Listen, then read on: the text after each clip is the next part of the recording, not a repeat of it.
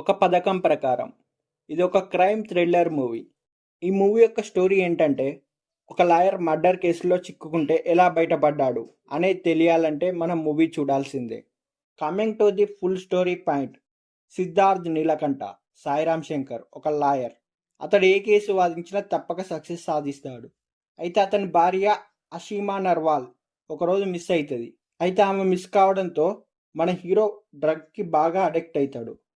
ఇది ఇలా ఉండగా దివ్య అలియాస్ బాను అనే ఒక అమ్మాయి హత్య జరుగుతుంది. ఏసీపీ రఘురామ్ సముద్రకని గారు మన హీరోని అనుమానించి అరెస్ట్ చేస్తాడు. వరుసగా మర్డర్స్ జరుగుతుంటాయి. దివ్య కేసులో సిద్ధార్థ్కి వ్యతిరేకంగా వాదించిన లాయర్ చిన్నబాబు భార్య శృతి కూడా చనిపోతుంది. అయితే ఈ హత్య కూడా సిద్ధార్థ్ చేసినట్లు ఎవిడెన్స్ దొరుకుతాయి.